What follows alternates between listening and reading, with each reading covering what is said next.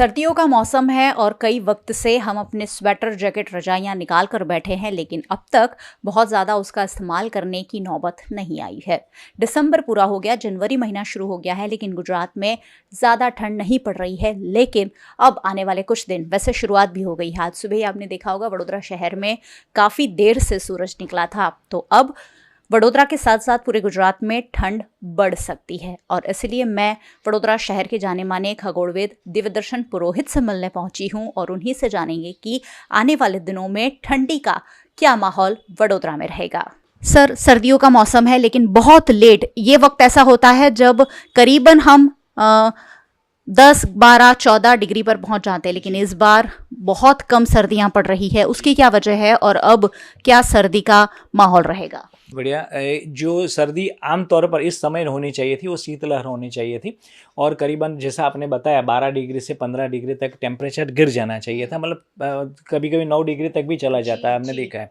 मगर चूंकि इस बार एल नीनो, जैसे पहले हमने लोगों ने डिक्लेयर किया था, तो एल नीनो सक्रिय हो चुका है। उसके चलते हुआ क्या है कि एल नीनो समुद्र से एकदम गर्म हवा पैदा कर रहा है, तो आने वाले 3-4 सालों तक एकदम गर्मी रहेगी और इतनी ठंड जैसे शीतलहर जिसको बोलते हैं कोल्ड, ऐसा नहीं आएगा। मगर इसके साथ में नेचर ने एक और जादू इम्पैक्ट कर दिया उसके साथ में, और 3-4 बातें और भी, जियोग्राफिकल, साइंटिफिकल और मैनुअल, मैन 3-4 चीज़ें, रीज़न ऐसे इसमें इन्वॉल्व हो गए कि जो गर्मी आने वाली थी वो कुछ दिन के लिए उसमें ब्रेक लग गई है और शीतलहर का माहौल पैदा हो चुका है। और अभी की बात करें तो रात्रि में 16-17 डिग्री तक बड़ौदा में पहुंचता है टेम्परेचर, और दिन में 26-27 पहुंचता है, जो पहले परसों की बात करें तो 31 तक था।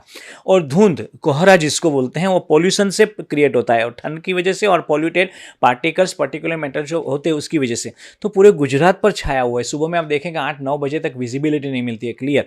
और इंडिया में ऊपर वाली बात करें पोर्शन, यानी दिल्ली, हरियाणा, चंडीगढ़ से लेकर ऊपर तक और हैदराबाद, तमिलनाडु तक, तो भयंकर कोहरा वहां पर छाया हुआ है। आने वाले 6-7 दिन तक रहने की संभावना लग रही है। यानी अब वडोदरा शहर में भी ठंड का माहौल बन सकता है। कितना डिग्री तक आसपास तापमान रहने की संभावना है? जी, बहुत अच्छी बात है आपने कही। उसके पहले मैं 1-2-3 भौगोलिक कारण और खगोलिक कारण बताना चाहूँगा। जैसे हम अर्थ पर रहते हैं तो अर्थ घूमती है, अर्थ अब ये अपना एक्सिस है, अर्थ अपनी एक्सिस पर 23.5 डिग्री टिल्ट है, झुकी है। उसके चलते सूर्य नारायण हम देखते पूर्व से पश्चिम तो चलते हैं, मगर उत्तर से दक्षिण और दक्षिण से उत्तर की ओर वापस जाते हैं। उत्तरायण, जो भीष्म पितामह महाभारत पर्व में बताया गया था, उत्तरायण शुरू हो चुका है 22 डिग्री पर। ये जो मकर ऋतु है, ट्रॉपिक ऑफ कैंसर, वहां से निकल के सूर्य नारायण 22 दिसंबर से ऊपर आना शुरू हो चुके हैं। मगर चूंकि कल 3 जनवरी है, पृथ्वी सूर्य से एकदम नजदीक भी है और उत्तरायण भी शुरू हो चुका है, मगर पृथ्वी सूर्य के आसपास ऑब्लोंग ऑर्बिट में भ्रमण करती है। उसके चलते जो भारत वाला पोर्शन है, यहाँ पर देख रहे हैं उत्तर गोलार्ध में है, वो भारत वाला पोर्शन सूर्य से काफी दूर है, सूर्य यहाँ पर है, तो उसकी तिरछी किरणें आ रही है। तो ये खगोलीय जियोग्राफिकल कंडीशन हम कह सकते हैं, जियोग्राफिकल रीजन है। दूसरा रीजन ये हुआ कि हमने मैन इतने कार्बन पार्टिकल्स बढ़ा दिए हैं कि जो वो हीट ट्रैप करता है उसी तरीके से कोल्ड ट्रैप कर लेता है। तो कोल्ड कैसे ट्रैप हो गई, उसका एक और खगोलीय इम्पैक्ट नेचर ने भी डाल दिया है। जो ऊपर वाला पोर्शन पृथ्वी का हम देखते हैं उसको उत्तर ध्रुव बोला जाता है, और उत्तर ध्रुव सूर्य के ठीक सामने तो नहीं होता है, मगर वहां पर कभी एकदम स्ट्रेटोस्फीयर जो 100 किलोमीटर ऊपर है वहां पर एकदम ठंड होती है।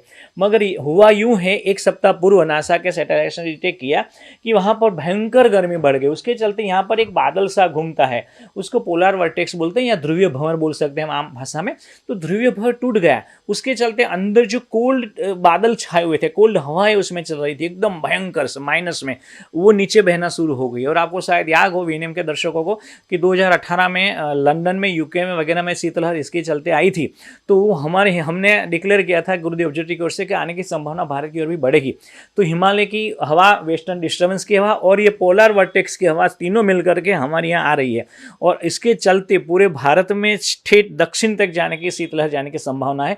और हमें ऐसा लगता है कि आने वाले एक सप्ताह तक शायद सर्दी और बढ़ेगी, ठंड और बढ़ेगी और धुंध और कोहरा और ज्यादा बढ़ेगा। तापमान का पारा बढ़ सकता है और आपको आपकी स्वेटर जैकेट और रजाइयाँ इस्तेमाल करने का मौका मिल सकता है। वैसे अब मौसम में बहुत ज़्यादा बदलाव देखने मिल रहा है। जनवरी में तो इतनी ठंड वडोदरा में होती है कि कहीं ना कहीं दिन में भी हम स्वेटर जैकेट पहनते हैं, लेकिन अब ये मौसम में बदलाव कहीं ना कहीं पर्यावरण में जो बदलाव आए हैं उसकी ओर इशारा करते हैं। सर, आपको लगता है कि ये जो सीजन बदल रहे हैं उसका कारण कहीं ना कहीं पर्यावरण पर जो असर हो रहा है वो ही है, और हमने जो पर्यावरण बिगाड़ा है वो अब हमें वापस मिल रहा है? जी, बहुत बढ़िया, बहुत शानदार बात आपने कह दी।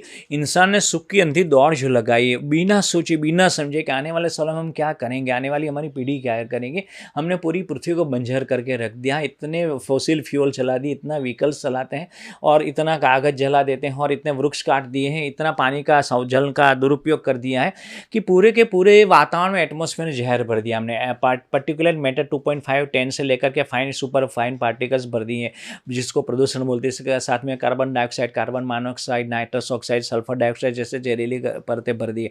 उन सबको चल के एक्सट्रीम वेदर इवेंट जनरेट हो रही है। आप देखेंगे सुबह में कोहरा है और नमी बनी रहती है, ऐसा लगेगा कि बारिश गिरेगी। आज सुबह की बात करें तो 7-8 बजे ऐसा लगता था कि बारिश गिर जाएगी धमाकेदार।